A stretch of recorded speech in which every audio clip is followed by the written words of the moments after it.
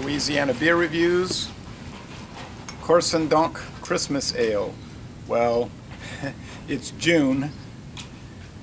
Not exactly the time for a beer like this, but I did find it at Dorgnac's and it was on sale, $1.49 plus tax, and I believe it's a lot more than that typically.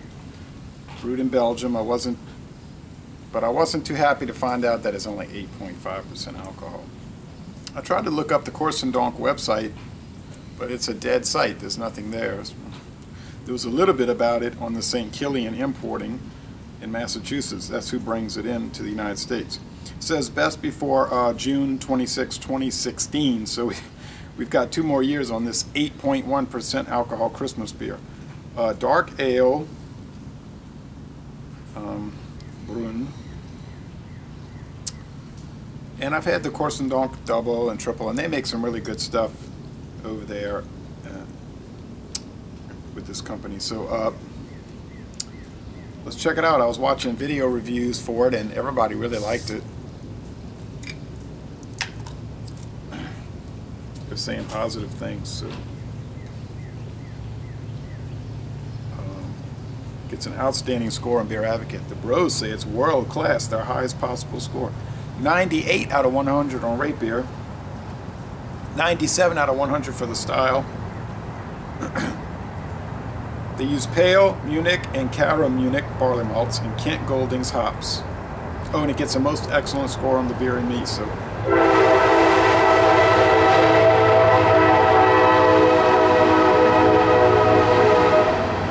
Illinois Central.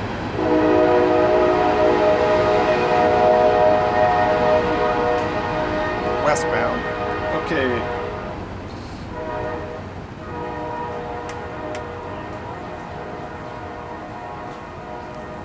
Well, yeah, these Belgian ales, a lot of times in a glass like this, it won't give you the biggest, fattest head, but that's okay.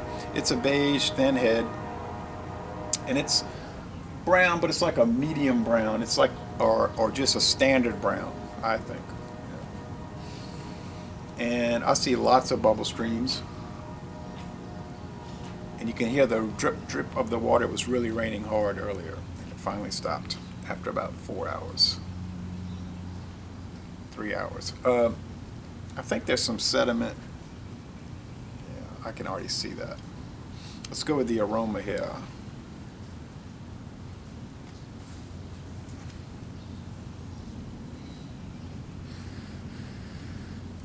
Really sweet and malty and bready and toasty and roasty. Dark fruits that you get with these, like figs and dates. Sugariness. Chad, I believe it was Chad's beer reviews. I think he was saying he was talking about he didn't think they added any sweeteners or flavors to it. I think they might add sugar though. It smells like they might add some of that Belgian candy sugar, but let's go with the flavor.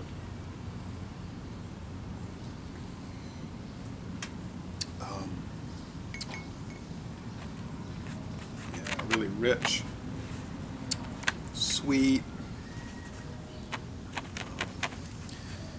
I say that with these beers often, that they have a fruitcake type flavor, like a really good fruitcake, you know, with that bready cake.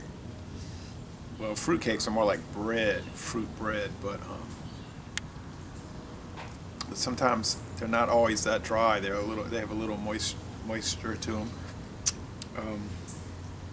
There's certainly bitterness. I don't know what the IBUs are. It's noticeable to balance out the sweetness. And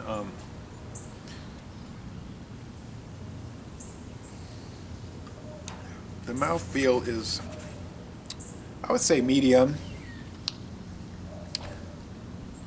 It's almost like a licorice aspect and some like faint chocolate. The 8.1 is starting to come through a little bit. And the finish, and you do get some of that grain husk that you'll get with these higher alcohol beers. And the finish is just like between wet and dry, and it's very rich. I mean, this is not an everyday drinking beer. This is a Christmas beer. It's a holiday beer, a gift beer. And you will see these sold in gift packs.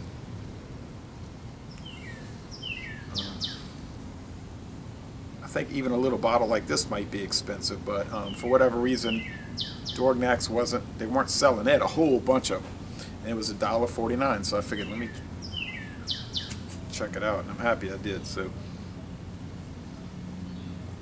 I would rate it. I'm not going to say world class, but I'm going to say A+. World class is like above A+. It's in the outer limits of awesomeness. But I wouldn't go that far, but I'll say certainly an A+, an outstanding beer. I just wish it was 12 ounces instead of 8.5, but oh well, no use worrying about that. Here's an artifact, a book artifact like I've been showing. This is from 1979. Someone brought this back from Japan. It's a Japanese comic book. Look how thick. I mean a real book. Not a comic pamphlet like we get. I can't understand what they're saying in it because there's almost no English words, but there's a bunch of stories, and each story is usually like one color. So it's more like, might be black and white or blue and white or brown and white. They have some great artwork on some of these stories, like this one about these guys deep sea fishing. Great pen and ink work. They're trying to catch this marlin, I guess it is.